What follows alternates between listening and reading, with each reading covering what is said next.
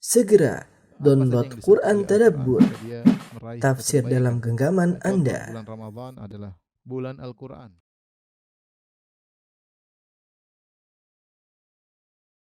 Bismillahirrahmanirrahim. Assalamualaikum warahmatullahi wabarakatuh.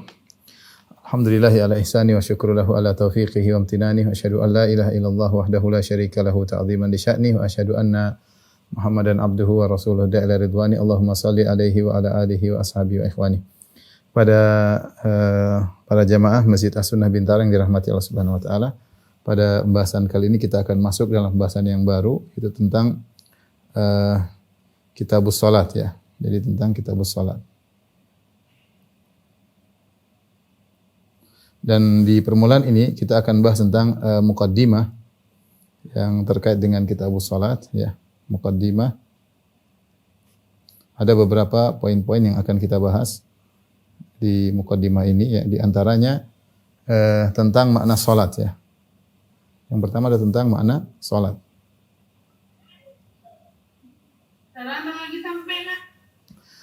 Salat, makna salat secara bahasa ya.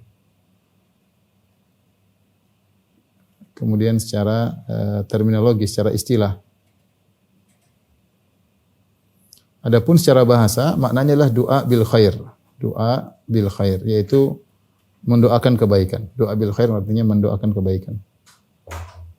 Seperti firman Allah Subhanahu wa taala, "Wa shalli 'alaihim inna shalataka sakanun lahum."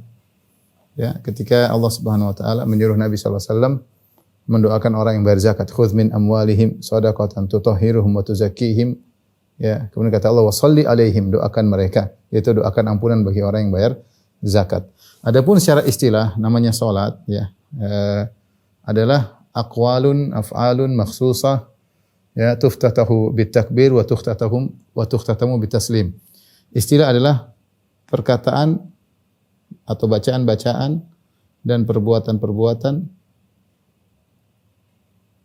khusus yang dibuka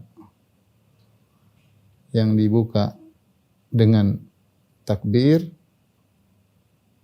dan diakhiri dengan taslim. Yang kita tahu ya, ini sekedar istilah saja dengan salam ya. Inilah yang disebut dengan salat ya secara istilah ya. Insyaallah kita paham. Kemudian yang kedua yang mau kita bahas adalah dari mukadimah ini tentang hikmah dan rahasia salat. Hikmah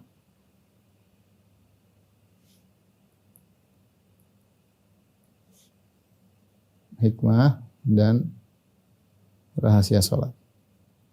Sebagaimana yang disebutkan oleh penulis kitab Al-Fiqhul Manhaji. Kenapa kita dianjurkan untuk salat? Ada 4 poin yang para penulis ya, sebutkan. Ya di antaranya hikmah tersebut ya. Yang pertama agar seorang sadar statusnya sebagai hamba. Ya. Sebagai hamba, dia lupa ya bahwasanya dia itu diciptakan oleh Sang Pencipta. Oleh karenanya sebagai bukti dia sebagai hamba, dia sujud kepada Sang Pencipta tersebut. Ya, selalu mengingatkan dirinya bahwasanya dia adalah seorang hamba dan dia diciptakan oleh Allah. Dengan salat yang berulang-ulang mengingatkan dia kembali. Khawatirnya dia lupa dengan statusnya sebagai seorang hamba. Kemudian yang kedua yang disebutkan oleh para penulis ya, bahwasanya untuk mengingatkan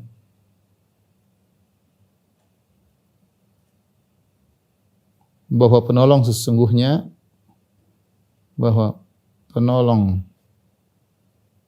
sejatinya adalah Allah. Adalah Allah semata. Kenapa demikian? Karena kita setiap hari berinteraksi dengan sebab. Kita mau sehat, kita melakukan sebab dengan olahraga, dengan pergi ke dokter, dengan berobat. Kita bekerja, kita selalu berinteraksi dengan sebab. Sekarang kita didominasi oleh sebab. Kita lupa bahwasanya yang memudahkan kita melakukan sebab-sebab ini adalah Allah Subhanahu wa taala. Dengan kita salat, kita ingat bahwasanya iyyaka na'budu wa iyyaka nasta'in. Hanya kepada Allah engkau kami beribadah, hanya kepada Allah kami mohon pertolongan. Salat mengingatkan kita agar kita tidak bertawakal kepada sebab ya.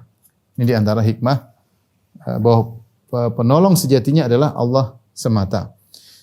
Kemudian yang ketiga di antara hikmah kenapa kita salat disebutkan oleh penulis adalah agar manusia senantiasa bertobat.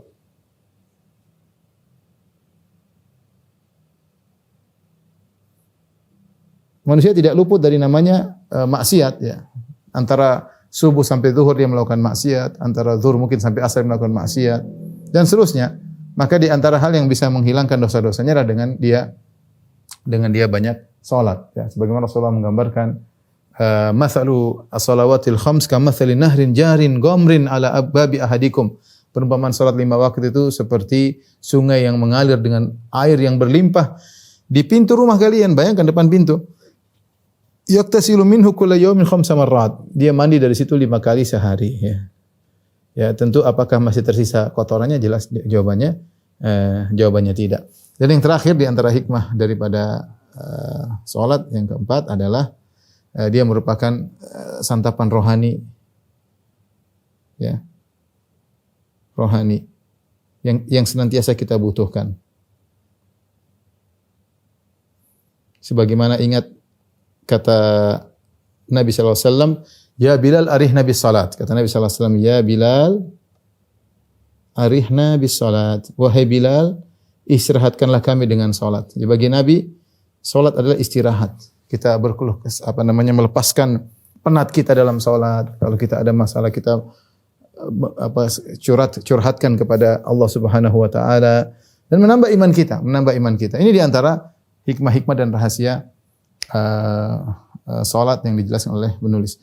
Muqaddimah berikutnya adalah tentang sejarah salat ya. Saya akan turunkan ke bawah.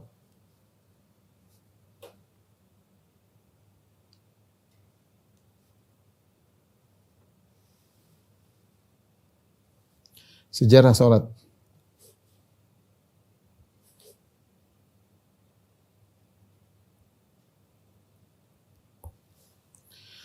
Salat memiliki sejarah yang lama bahwasanya salat sudah dikenal sejak awal oleh para nabi ya. Kalau kita urutkan sejarahnya mungkin tulis pertama, salat telah dikenal oleh para nabi. Dan ini dalam Al-Qur'an banyak sekali ya. Seperti Ibrahim berdoa, "Rabbi ja'alni muqimas salati wa min dzurriyyati." Ya Allah, jadikan aku penegak salat dan juga anak keturunanku.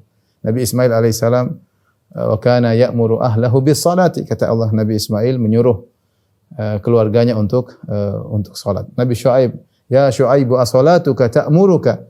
Wahai Syuaib, apakah salatmu ya telah memerintahkan engkau untuk begini dan begitu? Nabi Syuaib juga salat. Nabi Isa alaihissalam berkata inni Abdullah atani al-kitaba wa ja'alani nabiyyan wa ja'alani mubarakan aina ma kuntu awsani bis salati waz zakati ma dumtu hayya. Allah merintahkan aku untuk salat selama aku masih hidup. Nabi Musa alaihissalam salat. Nabi Musa ketika Nabi Muhammad sallallahu alaihi wasallam diberi perintah salat 50 waktu, Nabi Musa bilang minta keringanan. Dia berkata, inna ummataka la tutiqu dzalik wa qad jarrabna. Kata Nabi Musa, sungguhnya umatmu tidak akan mampu. Kami telah mencoba. Nabi SAW pernah juga melihat Nabi Musa di kuburan qaimun yusalli. Nabi Musa salat dalam kuburannya. Artinya para nabi seluruhnya salat. Jadi salat bukanlah perkara yang baru ya. Adapun salat di syariat dalam syariat kita, dalam syariat Muhammad sallallahu alaihi wasallam, maka berdasarkan urutan berikut.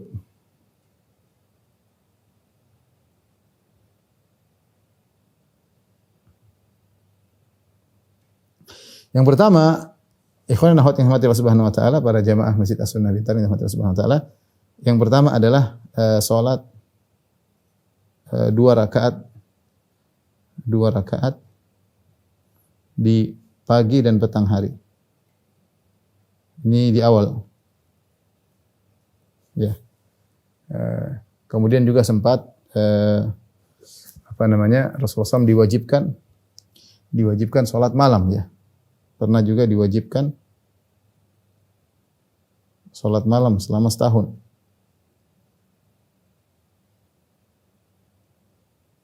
Setahun, ya. Berdasarkan surat Al-Muzammil sebagaimana dalam surat Al-Muzammil. Kemudian dimansuhkan, lalu mansuh, ya, menjadi salat 2 rakaat. Salat 2 rakaat pagi dan petang. Setelah itu menjelang hijrah, Isra Mi'raj. Menjelang hijrah terjadi Isra Mi'raj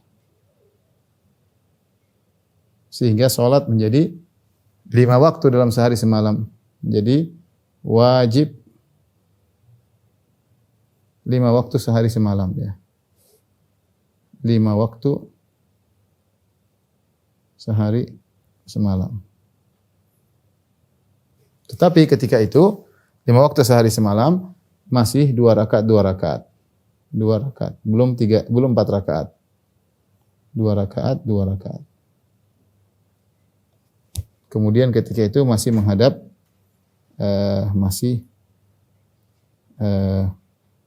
menghadap Baitul Maqdis.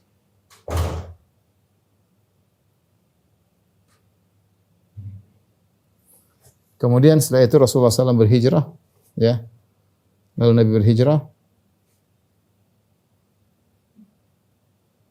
berhijrah setelah sekitar kurang lebih 16 bulan menghadap Baitul Maqdis.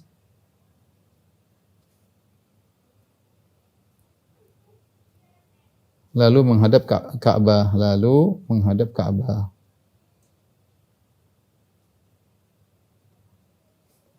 Lalu kemudian ada perubahan salat untuk yang musafir, lalu salat untuk mukim 4 rakaat, untuk musafir tidak berubah. Tetap 2 rakaat. Ini kira-kira gambaran sederhana tentang sejarah salat. Makanya Aisyah mengatakan wa uqirrat fi salatil safar, ya. Utimmat fi salatil hadar wa uqirrat fi salatil safar. Dulu pertama kali furid salat rakaatain kata Aisyah, pertama kali diwajibkan salat 2 rakaat. Kemudian ketika safar ditetapkan tetap 2 rakaat, ketika tidak safar jadi 4 rakaat, dan itulah maksudnya salat subuh, maksudnya salat zuhur, asar dan isya. Ini kira-kira adalah tentang sejarah salat, ya.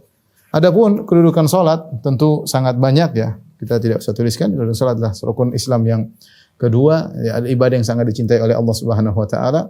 Karena saking dicintainya maka Allah ingin, sampai Nabi ingin salat 50 waktu sehari semalam, menunjukkan cintanya Nabi kepada ibadah ini. Oleh karenanya ibadah yang paling banyak variasi salat sunnahnya adalah salat. Banyak sekali salat ini, salat anu, belum selain salat 5 waktu, tapi variasi salat sangat banyak.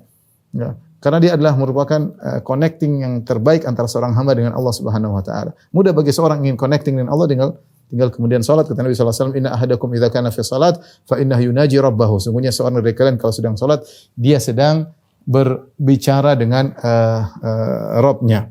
Kemudian orang semakin banyak sujud semakin dekat dengan Allah. Kata Allah Subhanahu wa taala, "Wasjudu waqtarib." Sujudlah dan dekatlah. Anda ingin dekat dengan Allah, gampang, banyak sujud. Banyak sujudnya akan dekat dengan Allah, otomatis dekat dengan Allah Subhanahu wa taala. Ya, akan diangkat derajatnya oleh Allah. Innaka lan tasjud sajdatan lillah illa rafa'akallahu biha khati'ah wa illa rafa'akallahu biha darajah wa hatta anka biha khati'ah. Tidaklah engkau sujud satu sujud saja karena Allah, kecuali akan diangkat derajatmu dan akan dihapuskan dosa-dosamu. Semakin kita banyak sujud semakin dekat dengan Allah. Makanya bisa jadi ada seorang mungkin kita rendahkan, mungkin ekonominya kurang, mungkin penampilannya sederhana, mungkin kita memandang dengan merendahkan, tapi dia sangat tinggi di sisi Allah. Kenapa? Dia suka salat. Dia menjadikan salat adalah hobinya. Suka untuk salat, suka untuk sujud, ya.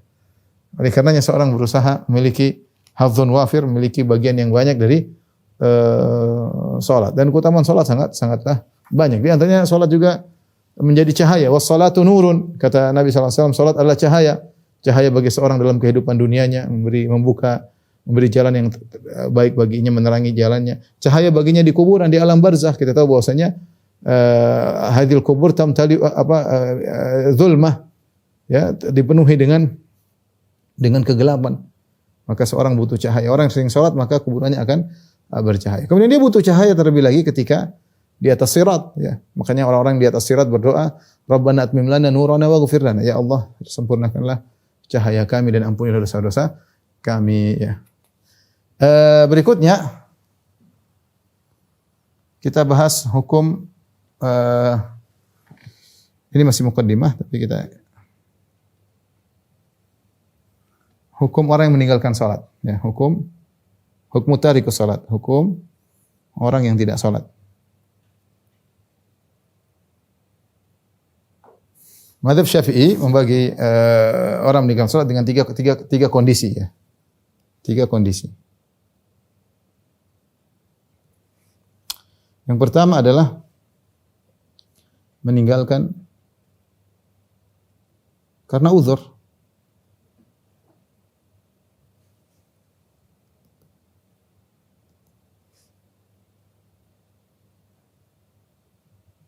Seperti ketiduran, seperti lupa, ya.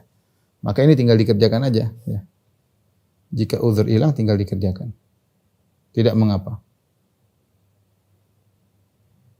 Tinggal diqadha, diqadha. Dan ini tidak mengapa, ya, tidak mengapa. Yang kedua adalah meninggalkan salat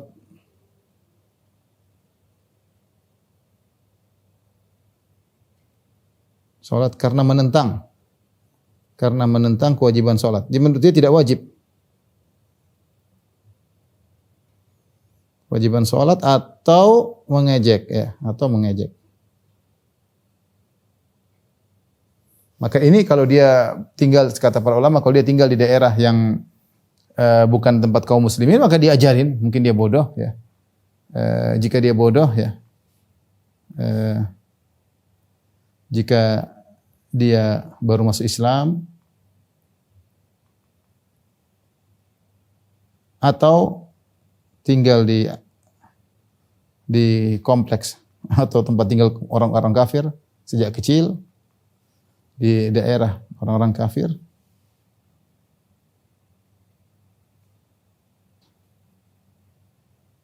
di negeri, ya, negeri orang kafir,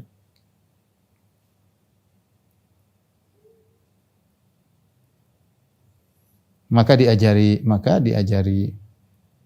dia dapat uzur, ya. Diberi uzur dan diajari. Jika dia tinggal di negeri kaum muslimin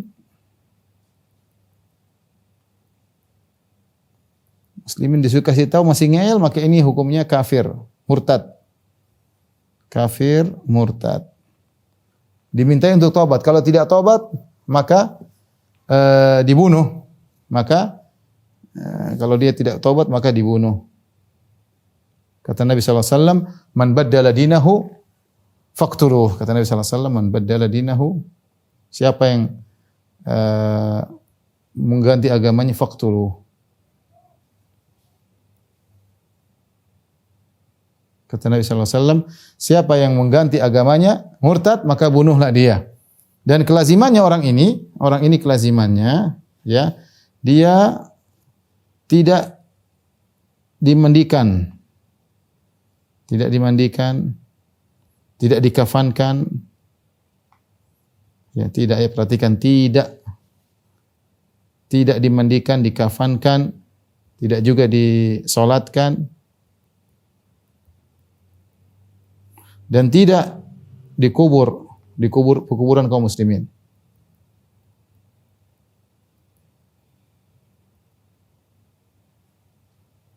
Kenapa? Karena dia murtad. Ini adalah yang kedua, meninggalkan. Dan ini seperti orang yang merasa dia sudah tidak perlu wajib salat lagi karena sudah mencapai derajat hakikat. Saya tidak perlu salat lagi. Saya sudah mencapai derajat hakikat, ya. Saya sudah bukan lagi syariat tapi ma'rifat. Nah, ini dia sudah mengaku telah keluar dari ajaran Muhammad sallallahu alaihi wasallam. Ajaran Muhammad harus salat. Muhammad sallallahu alaihi wasallam salat, Abu Bakar salat, Umar salat, Utsman salat dan tidak ada yang lebih tahu hakikat daripada mereka dan mereka tetap salat. Kalau Anda merasa tidak perlu salat, tidak wajib salat, Anda kafir. Anda bukan lagi agama di atas agama Muhammad sallallahu alaihi wasallam. Dan sebagian orang sufi yang ekstrim terjebak dalam hal ini. Kemudian yang terakhir, yang ketiga, ini yang khilafnya kuat adalah meninggalkan salat karena malas. Meskipun mengakui dengan tetap mengakui wajibnya salat.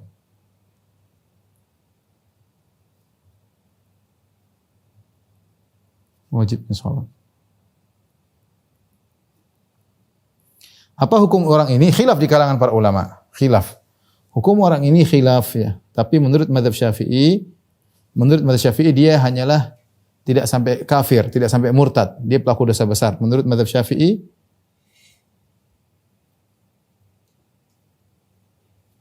ya. Orang ini adalah pelaku dosa besar tapi tidak kafir. Namun harus dihukum had. Diberi hukum had. Yaitu dibunuh.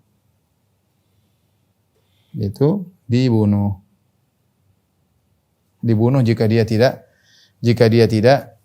bertobat ya. Jadi kalau yang kedua meninggalkan salat karena menentang kewajiban, dia yuktalu riddah ya, dipukul karena hukum riddah, dibunuh karena hukum murtad.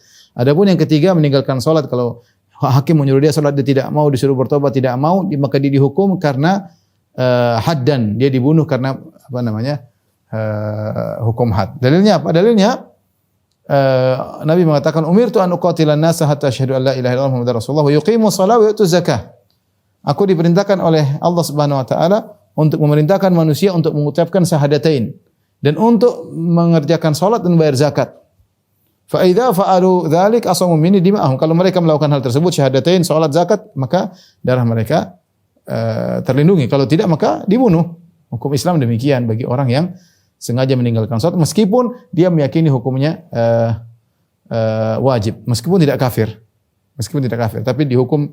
Oleh karenanya orang seperti ini ketika dihukum dia mati, maka entah dia mati karena dihukum had atau karena mati karena sakit atau karena yang lainnya, maka dia tetap dikuburkan di pekuburan kaum muslimin, tetap dimandikan, tetap disolatkan, tetap dikafankan, dan tetap hartanya diwariskan. Ya. Hartanya diwariskan. Dan ini khilaf cukup kuat di kalangan para ulama. Namun sebagian ulama Syafi'i berdalil bahwasanya kita telah melihat sejarah dari dulu turun temurun bahwasanya orang yang meninggalkan salat hartanya tetap diwariskan. Orang yang meninggalkan salat hartanya tetap diwariskan, menunjukkan bahwasanya para ulama secara umum berpendapat bahwasanya orang yang meninggalkan salat, ya meskipun tidak salat sama sekali, selama dia mengakui kewajiban salat, maka dia tidak kafir meskipun dia telah melakukan perbuatan dosa yang lebih besar daripada zina.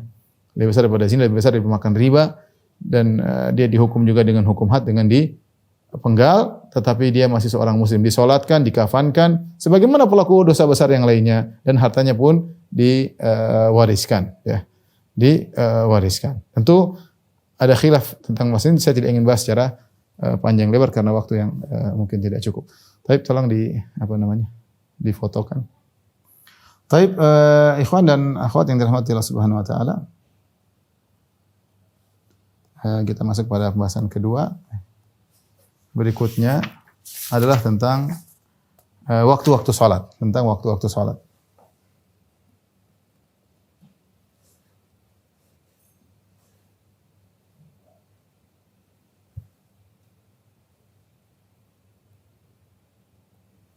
Waktu salat itu waktu-waktu salat.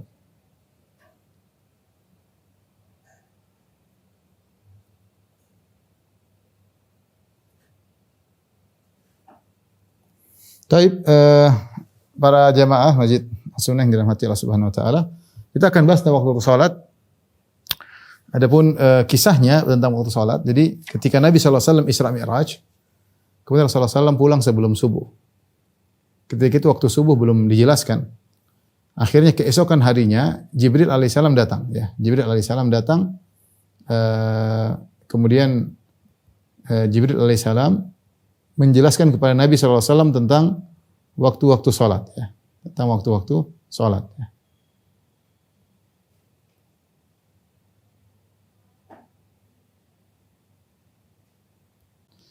Mulai pertama kali waktu yang dijelaskan oleh Jibril adalah waktu zuhur. Yang pertama kali dijelaskan oleh Jibril adalah waktu zuhur. Jadi Jibril datang, kemudian Jibril mengimami Nabi SAW sebagaimana datang dalam hadis, ya. Saya ingin sampaikan hadisnya.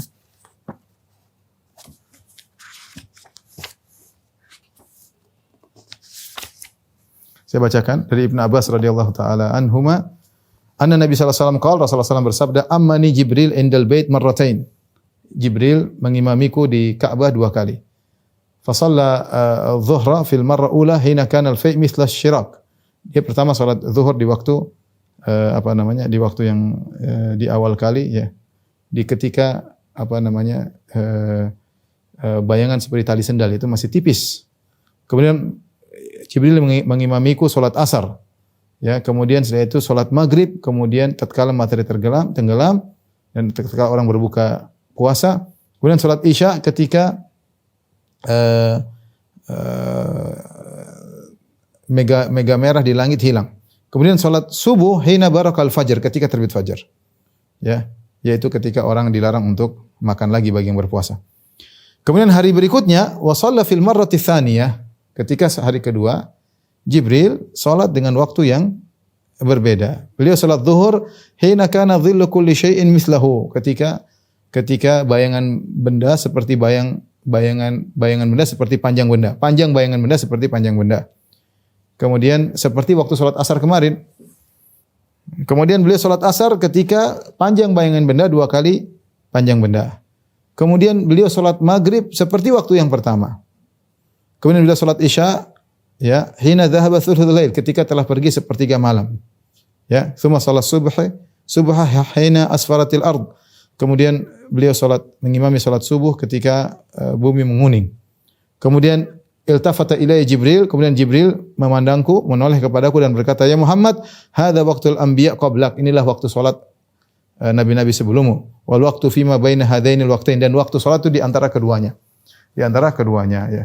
Ini contoh dari Jibril mencontohkan 2 kali salat jadi imam, pertama kali jadi imam di awal waktu, kedua kali jadi imam di akhir waktu. Kemudian Jibril mengatakan waktu itu di antara keduanya.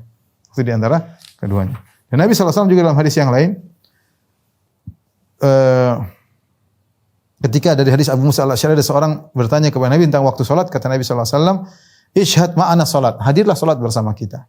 Maka Rasulullah SAW pun salat mencontohkan waktu-waktunya. Maka kita akan bahas pada kesempatan ini tentang waktu-waktu salat, ya.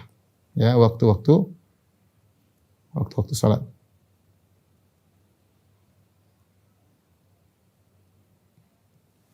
Saya akan kasih gambaran. Tolong perhatikan, ini insyaallah sederhana, sudah sering saya sampaikan, ya. Kita memandang misalnya ada sebuah benda, ya. Taruhlah dia panjangnya 2 meter misalnya. Ini taruhlah 2 meter.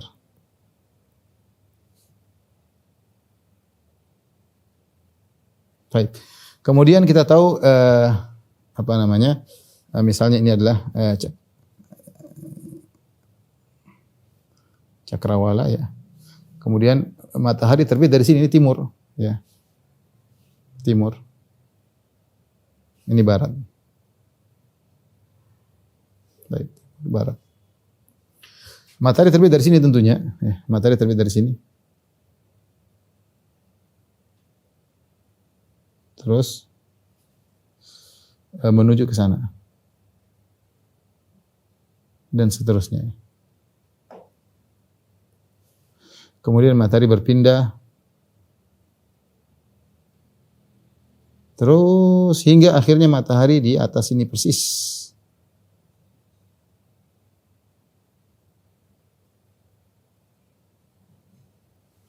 Kita tahu bayangan benda awalnya di sini, ya. Awalnya di sini bayangan, ini bayangan.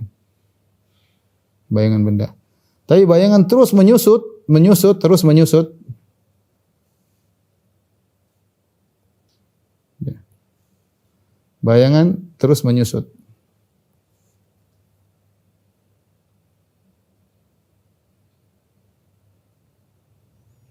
menyusut, hingga akhirnya nol. Bayangan menjadi dia menyusut terus, sehingga akhirnya nol di sini. Ini bayangan nol di sini. Ya. Persis di bawah matahari ya. Ya, bayangan tersebut menjadi nol. Ya. Nah, kapan mulai waktu zuhur? Diperhatikan waktu zuhur. Jadi ketika bayangan semakin berkurang, tadinya bayangan di daerah sebelah barat, kemudian berkurang menuju timur sampai pada titik nol. Ketika bayangan terdiam di sini, perhatikan. Ketika bayangan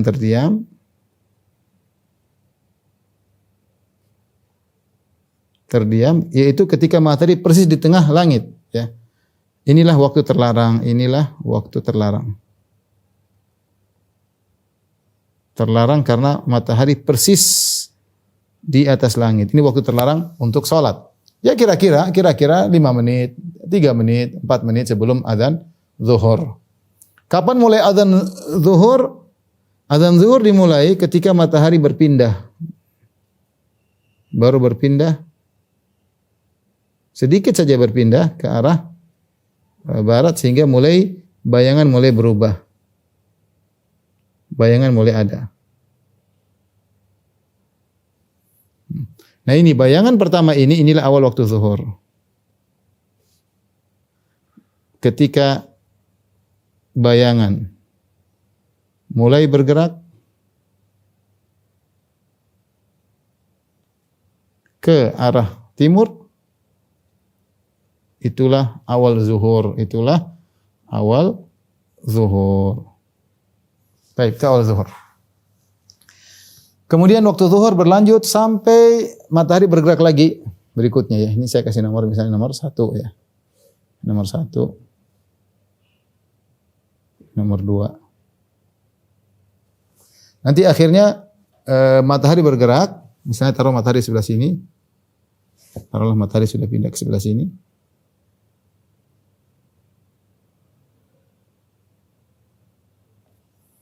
Di mana panjang bayangan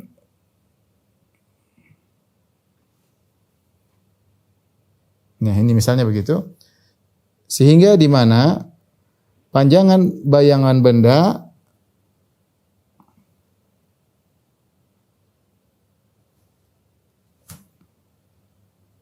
ya.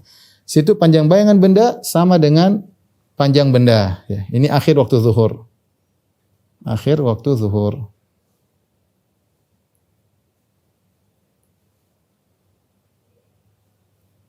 Akhir zuhur. Kapan? Ketika panjang bayangan sama dengan panjang benda. Ini kondisi ketiga. Kemudian matahari bergerak lagi, matahari terus bergerak, ya, menuju lagi, terus bergerak sampai akhirnya, misalnya matahari sudah di sini, ya, misalnya matahari sudah di sini, sehingga panjang bayangan benda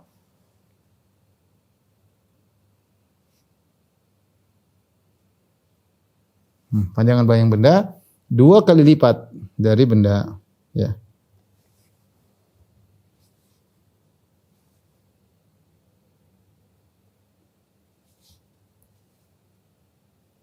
Ini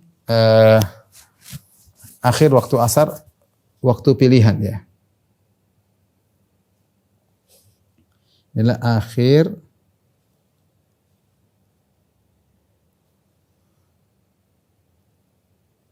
akhir waktu ikhtiyari asar. Taib. Jadi kalau seorang mau sholat, hendaknya dia sholat asar sebelum panjang bayangan benda 2 kali. Ya. Antara panjangan bayangan benda dengan waktu terbenam, matahari terus bergerak ya, matahari terus bergerak. Ini tadi nomor 4. Nomor 2, nomor 3, nomor 4. Kemudian matahari terus bergerak ya. Terus bergerak sampai mau tenggelam, sampai akhirnya tenggelam. Nah, tenggelam dia. Sini tenggelam. Tenggelam itu dalam artian seluruh tenggelam, seluruh bulatannya hilang. Seluruh bulatannya hilang. Itulah waktu maghrib. Nah, perhatikan nomor 4 ya. Di sini ada jeda ya. Perhatikan antara ini, di sini ada, perhatikan sini. Ini ada waktu.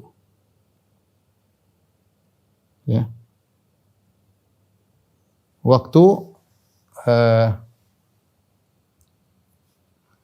Waktu antara panjang bayangan dua kali hingga terbenam matahari.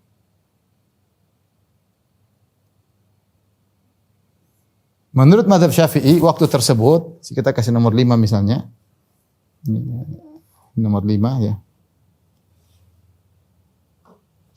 Nomor 5 ini, kata mazhab Syafi'i bahwasanya selama langit belum kuning, maka boleh sholat asar. Tetapi kalau langit sudah kuning, maka sholat asar hukumnya makruh. Sholat asar hukumnya makruh ya. Ya, ini sholat asar hukumnya makruh. Jadi kalau sebagian ulama mengatakan, atau kita ikut mazhab Syafi'i aja gampangannya. Jadi saya ulangi, waktu zuhur dimulai dari ketika matahari persis di atas kepala, dan itu bayangan mulai bergerak dari timur ke barat, dari barat ke timur. Setelah itu ketika panjang bayangan benda sekali, maka berakhirlah waktu sholat zuhur. Kemudian mulailah waktu sholat asar. Sholat asar terakhir ketika panjang bayangan benda 2 kali. Setelah ini, di ujung waktu ini sampai terbenam matahari, ini kan ada waktu nih. Para ulama Syafi'i mengatakan boleh sholat asar selama matahari belum kuning. Kalau langit sudah kuning, maka hukumnya makruh. Tetapi masih boleh sholat asar, cuma hukumnya makruh. Dan waktu asar berakhir, menurut mazhab Syafi'i adalah sampai sebelum matahari tenggelam. Kata dalam hadis Abu Hurairah, man adraka rak'atan qabla an taghiba syams faqad adrakal asr. Barang siapa mendapat 1 rakaat sebelum terbenam matahari, maka dia telah mendapatkan waktu salat asar. Meskipun waktu yang makruh. Seorang boleh melakukan salat asar kalau ada uzur. Kalau enggak boleh ke situ karena itu makruh hukumnya. Ya, hukumnya makruh. Ya, ini kita lihat antara asar dengan zuhur, asar sampai maghrib. Tolong difoto. Saya lanjutkan lagi. Taib ikhwan dan akhwat yang dirahmati Allah Subhanahu wa taala, mohon maaf kita lanjutkan lagi. Jadi adapun waktu maghrib, jadi kalau tadi sudah waktu maghrib, maka ada 2 pendapat di kalangan mazhab Syafi'i, ya. 2 pendapat. Yang pertama mazhab Syafi'i, mazhab Imam Syafi'i, imam ya. Ini bukan Imam Syafi'i. Yang qadim maksudnya ketika beliau di Irak. Di Irak. Pendapat beliau waktu maghrib itu, ya. Menurut beliau waktu maghrib hanya sekedar untuk azan,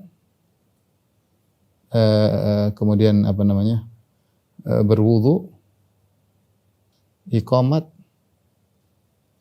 kemudian salat 5 rakaat. Itu maksud 5 rakaat, maksudnya untuk salat zuhur maghrib 3 rakaat dan salat 2 rakaat sebelum maghrib karena diperbolehkan. Ini saja jadi waktunya sangat sempit. Intinya waktunya sangat sempit. Ini pendapat mazhab Syafi'i ketika beliau mohon maaf bukan di Irak, ketika beliau di Mesir, mohon maaf ya. Yang jadid ini bukan yang qadim, ini yang jadid. Ini jadid. Ketika beliau di Mesir. Yang terbaru maksudnya. Jadi sini kita tahu bahwasanya waktunya sangat sangat sempit. Mungkin kurang lebih taruhlah 15 sampai 20 menit, taruhlah. Tapi kata Imam Syafi'i atau menurut Imam Syafi'i, kalau ada seorang misalnya dia salat kemudian dia baca surat Al-A'raf sampai Isya enggak ada masalah. Tapi maksudnya kalau dia tidak ada halangan maka waktunya cuma sekitar 15-20 menit. Inilah sebabnya kenapa banyak di masjid-masjid kita begitu azan langsung qomat, karena mereka memandang waktu maghrib sempit. Inilah rahasia ya. Biasa di kampung kita.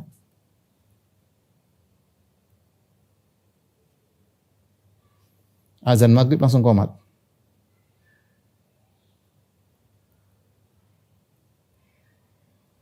Iqamat. Karena menurut Imam Syafi'i bahwasanya waktu maghrib itu sempit. Dalilnya apa? Dalilnya dalam hadis Jibril.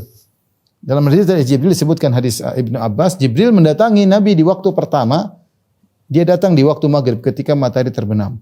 Ketika datang di hari kedua yang menunjukkan waktu akhir maghrib, ternyata dia sholat di waktu yang sama, tidak berubah. Sehingga Imam Syafi'i mengambil kesimpulan bahwasanya waktu maghrib tidak berubah antara yang dicontohkan oleh Jibril di awal hari pertama dan di hari kedua tidak berbeda dengan zuhur. Kalau zuhur di hari pertama Jibril datang di awal waktu, yaitu ketika matahari tergelincir dari tengah langit.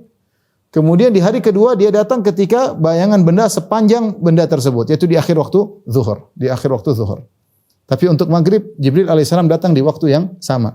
Hari pertama, hari kedua menunjukkan waktu maghrib menurut mazhab Syafi'i yang terbaru, yang terbaru ketika beliau di Mesir adalah sempit. Pendapat yang kedua,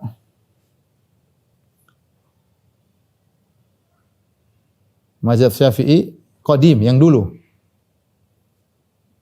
Pendapat terdahulu ketika beliau di Irak. Menurut beliau bahwasanya waktu maghrib seperti pendapat jumhur ulama, waktu maghrib selama mega merah masih di langit.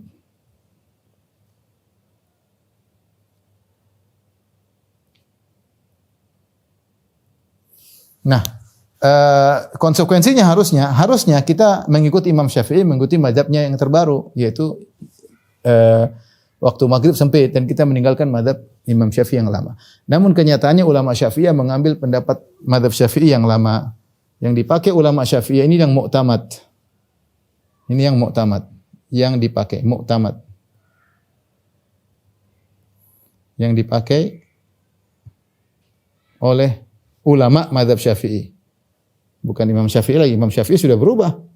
Ya, ulama mazhab Syafi'i. Jadi ternyata kita lihat tidak mesti pendapat mu'tamad mazhab Syafi'i harus mengikuti pendapat Imam Syafi'i. Imam Syafi'i mengatakan maghrib waktunya sempit, mu'tamad mazhab Syafi'i memakai pendapat Imam Syafi'i yang lama. Yang mereka mengatakan karena Imam Syafi'i mengatakan idza sahha hadits fa huwa madhhabi. Jika telah sahih suatu hadis maka itu mazhab. Kata mereka ada hadis-hadis yang sahih yang menunjukkan Nabi mengatakan waktu maghrib malam yaghib syafaq. Waktu maghrib selama mega merah belum hilang. Tapi intinya yang jadi patokan sekarang oleh ulama Syafi'iyah waktu maghrib panjang sampai mega merah menghilang. Ini waktu maghrib. Tolong di foto. Baik, kita lanjutkan.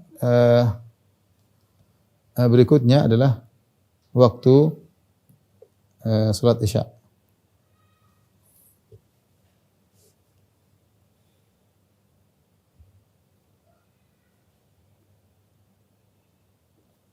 Waktu salat Isya semua sepakat awalnya adalah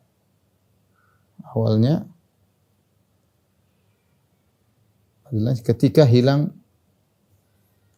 hilang mega merah di langit.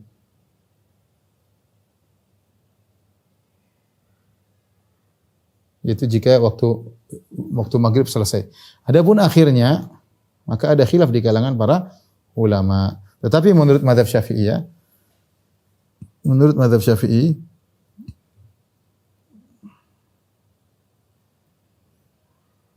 waktu Isya akhirnya hingga sebelum azan subuh, sebelum terbit fajar shadiq. Itu sebelum azan subuh. Apa dalil mereka? Dalil mereka dengan hadis yang dalam Sahih Muslim kata Nabi sallallahu alaihi wasallam apa namanya? Innahu laisa at-tafrit fi naum, bukanlah kesalahan kalau tidur. Orang tertidur ya sudah. Wa innamat tafrit ala man lam yusalli salatan hatta yaji'a waktu salatil ukhra. Kata Nabi sallallahu alaihi wasallam namanya kelalaian itu adalah man lam yusalli salatan hatta yaji'a waktu salatil ukhra. Kata Nabi sallallahu alaihi wasallam wa innamat tafrit ala man lam yusalli salatan hatta yaji'a waktu salatil ukhra. Namanya lalai kata Nabi sallallahu alaihi wasallam, lalai itu tidak salat dalam kondisi terjaga, maksudnya dalam kondisi terjaga. Dalam riwayat yang innamat tafrid fil yaqظah, dalam kondisi terjaga hingga datang waktu salat yang lain, waktu salat berikutnya. Karenanya menurut Imam Syafi'i atau mazhab Syafi'i berdasarkan keumuman hadis ini bahwasanya waktu salat itu berakhir sampai salat berikutnya kecuali salat zuhur, kecuali antara subuh dengan zuhur. Ya. Salat subuh tidak berakhir sampai zuhur, tapi salat subuh berakhir kalau terbit matahari. Tapi selainnya kembali kepada hukum umum hadis ini. Termasuk di antara keumuman hadis ini adalah salat Isya. Salat Isya itu berakhir sampai waktu salat berikutnya, yaitu salat subuh. Adapun hadis Nabi sallallahu alaihi wasallam bahwasanya waktu Isya ila nisfil lail, waktu Isya ila nisfil lail, waktu Isya sampai tengah malam, maksudnya itu waktu yang ikhtiyari, waktu yang terbaik. Waktu yang terbaik. Tetapi berkaitan dengan boleh salat, maka boleh sampai waktu subuh. Tentu pendapat ini lebih ringan bagi kita ya, karena waktu subuh, waktu Isya panjang sampai sebelum azan subuh. Namun kita hati-hati, kita berusaha salat di waktu pilihan, yaitu sebelum tengah malam. Pendapat ulama lain mengatakan sewaktu salat Isya sampai tengah malam. Setelah tengah malam tidak boleh. Kalau orang sengaja salat di luar lewat tengah malam, maka tidak sah salatnya karena di luar waktu, kecuali ada uzur. Tapi pendapat ini pendapat pendapat mazhab Syafi'i ini lebih ringan ya. Jadi adapun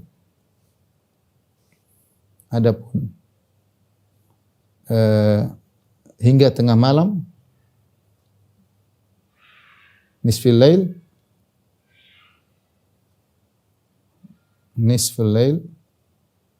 maka itu waktu ikhtiyari, waktu terbaik, maksudnya pilihan yang terbaik, waktu yang terbaik. Inilah waktu salat Isya, jadi lapang menurut mazhab Syafi'i. Terus terakhir kita bahas waktu salat subuh.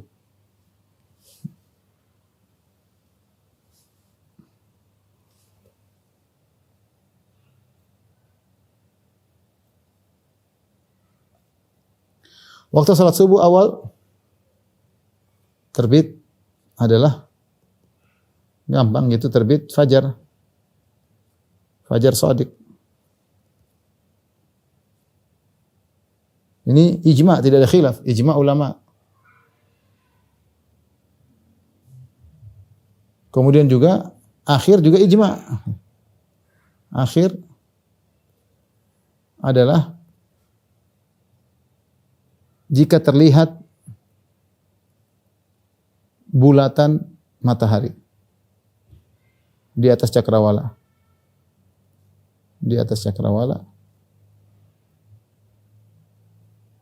Meskipun sedikit bulatan tersebut. Kalau bulatan sudah muncul, sudah terbit matahari.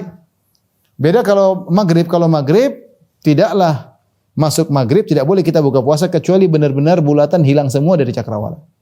Saya ulangi, kalau waktu maghrib kita harus bulatan itu hilang semua dari cakrawala. Jadi misalnya harus hilang semua ya, gampangannya demikian. Ya, jadi kalau maghrib,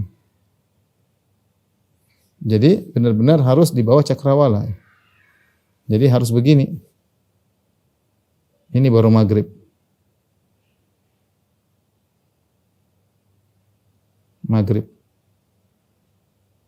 Kalau begini belum.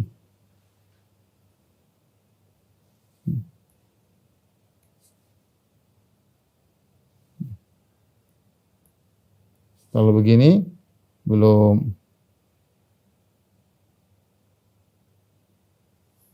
maghrib ini, ya. Kenapa masih ada bulatan? Ini belum maghrib. Tapi kalau subuh beda. Kalau subuh matahari baru muncul dikit aja.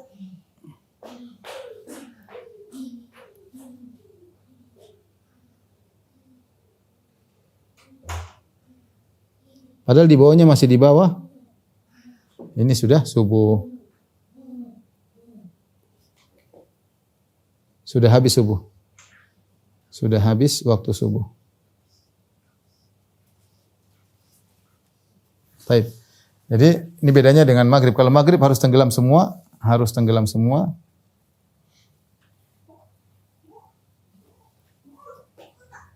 Kalau ini meski muncul sedikit. Karena sudah terbit. Baik. Adapun awal fajar sudah saya sering sampaikan, awal fajar ya. Maka ini awal fajar saya sering sampaikan khilaf di kalangan para ulama, khilaf di antara ahli astronom ya. Khilaf di antara ahli astronom. Ahli astronomi. Ya. Ada yang mengatakan bahwasanya al-fajar itu di bawah 20 derajat.